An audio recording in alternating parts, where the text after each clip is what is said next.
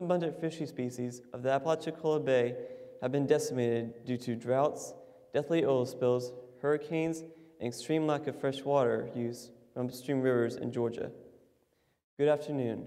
My name is Thompson, and I'm honored to have Dr. Sandra Brook, marine scientist at the FSU Coastal and Marine Laboratory and principal investigator of the Apalachicola System Initiative. Today, I would like to inform all of you about the substantial damage done to a valuable Northwest Florida ecosystem and its related economy. First, I would like to give a quick background of where exactly the fresh water that reaches the bay comes from. The water from one of the sources first originates in the Appalachian Mountains in North Georgia, eventually forming the Chattahoochee River. This river also runs parallel with a secondary source, known as the Flint River, which emerges in Clayton County of Georgia. Together moving southward, the two rivers join together right as they enter Florida to make Lake Seminole. As the water from the lake flows further downstream, it forms into the Chattahoochee River. And as the water from the river flows further downstream, it finally enters into the Apalachicola Bay. Now, because both the Chattahoochee and Flint rivers originate in Georgia's northern regions, Georgia gets first access to the water, using it for agricultural, industrial, and household purposes.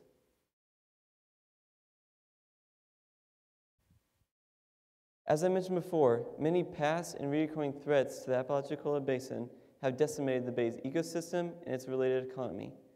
Threats such as droughts like the one in 2012 that impacted much of the southeast, hurricanes like Hurricane Michael in 2018, deathly oil spills like the BP oil spill in 2010, and the continual reduction of freshwater flow from important rivers have all played a part in disrupting the delicate balance of nature in the bay.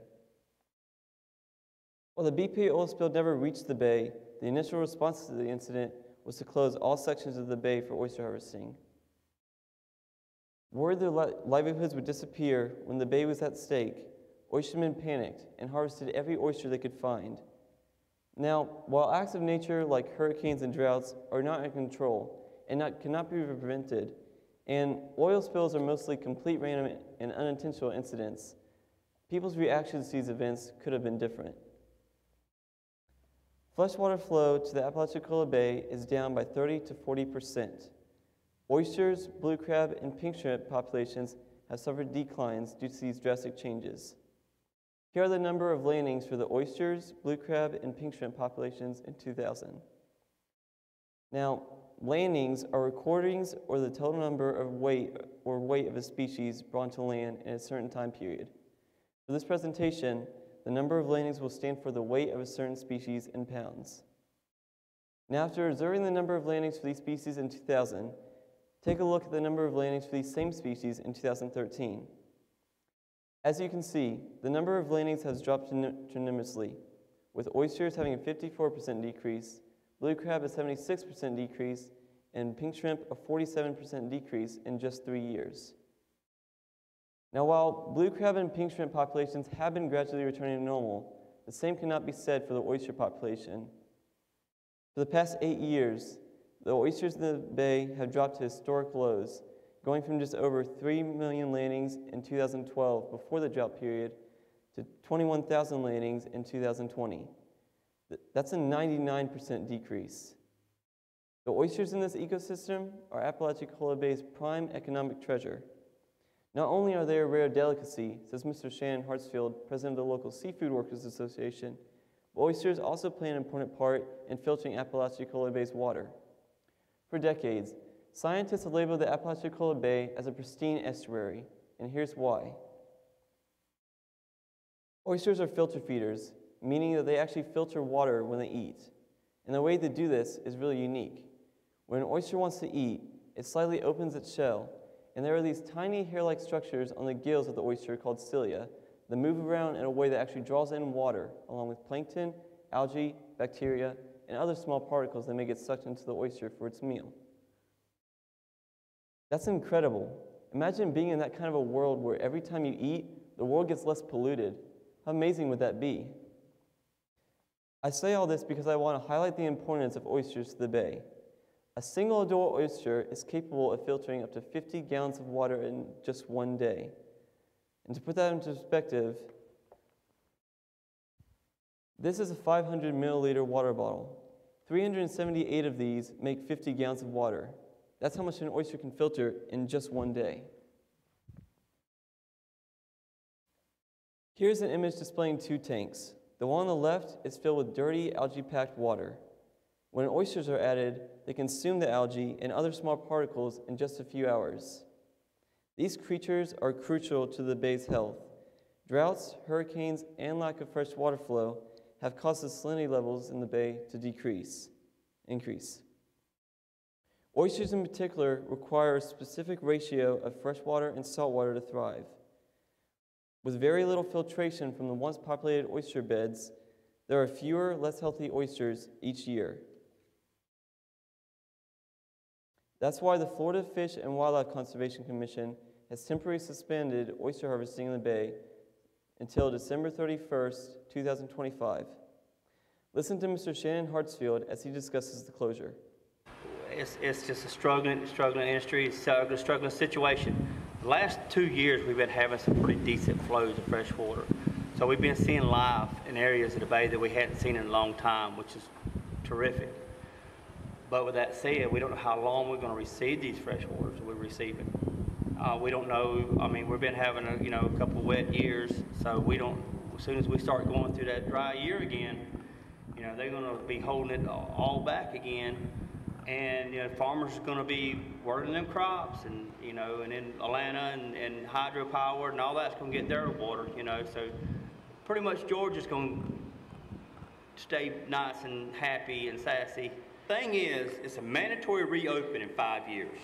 So no matter what the bay, what happens, what gets rebuilt, they're going to be opening it back up in 5 years. But it's in there where a certain portion of the bay hits a 300 bushel per acre mark, it could reopen. And I believe that we'll see that in 2 to 2.5 years. I mean, if it doesn't get opened back up in 2 to 2.5 years, it's not going to matter what it is opened back. It's not going to be much of a production of oysters. The change in flow of the fresh water to the Apalachicola Bay is partly the result of decisions made by Georgia authorities. Since 2000, Metro Atlanta's population has increased by more than 1.5 million.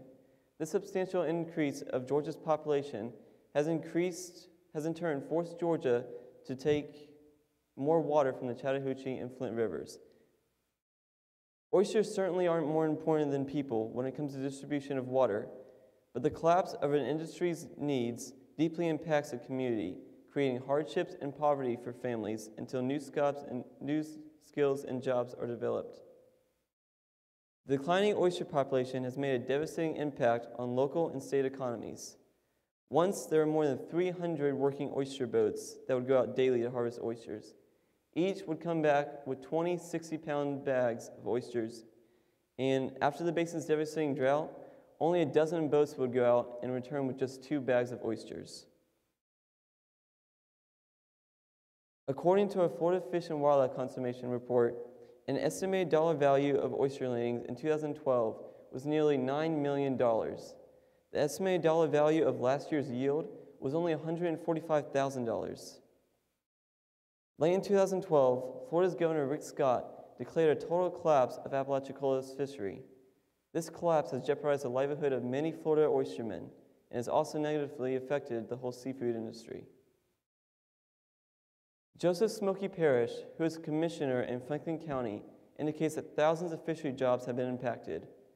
And he says it may not mean much to some people, but what's at stake is our history and our way of life.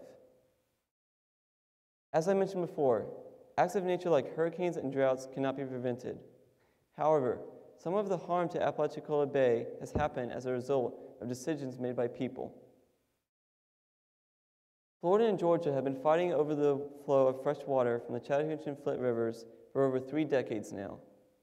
Each blames the other for the damage to the bay's ecosystem. Georgia blames Florida for the decimated oyster population because Florida allowed overharvesting in the years following the BP oil spill. That may be true, but it doesn't explain why the existing oysters in the bay are unhealthy. Florida argues that Georgia should develop and enforce stronger water conservation efforts for densely populated Atlanta and the surrounding areas. Water consumption by Southwest Georgia farmers is also an important consideration. Georgia's Environmental Protection Division should issue water draw permits to entities such as cities and counties, industrial businesses, and farmers that each use more than 100,000 gallons of water each day. Many of the permit holders are agricultural farmers that are not required to report how much water they use. Without meters in place to measure the farmer's use, no one has a complete understanding of how much water is being pulled from the two rivers. Both Florida and Georgia agree that more data is needed. For example, scientists need a better understanding of the relationship between groundwater and surface water systems. Information is needed to determine how much fresh water is needed to restore the bay. For many years, both states have participated in water resource discussions, leading to awareness about stewardship. Florida's recent decision to close the Apalachicola Bay is a good example of stewardship. The closure will allow time for oysters to reproduce and grow, which is necessary for the bay's recovery. The concept of stewardship began at the time of creation, when God called Adam and Eve to be stewards of the earth and all of the living things. Genesis 2:15 says, "The Lord God took man and put him in the Garden of Eden to work it and keep it." The definition of a steward is the manager is the one who takes care of the master's business until he returns. God the master provides for all living creatures, and he made us partners in the management of Earth's resources and the care of all the species that make this planet their home. Faithful stewardship involves an understanding what resources require management, identifying what constitutes good care of the resources, and putting the right practices into action. For example, water is essential for all life, so its supply is limited, and we should avoid wasting it and work to keep it clean. God also calls us to love our neighbors, so distributing water accordingly to a region's needs when possible is an act of love that honors God. In closing, the solution to the Apalachicola Bay water crisis is not the responsibility of just Georgia or Florida. Both parties must act to remedy their contributions to the problem. Both would benefit from researching, developing, and improving upon water conservation efforts. Florida has made a first step towards restoring the bay by suspending the oyster harvesting, but lawmakers and local authorities must work to protect oyster populations in the future. Should freshwater flow from Georgia turn to normal levels, complete restoration would be possible in time. Jobs and businesses specific to the oyster industry would return. Important lessons would be learned and taught to future generations. And when occasional natural disasters strike, the bay will be prepared and be able to recover more quickly with the help of responsible stewardship. Thank you.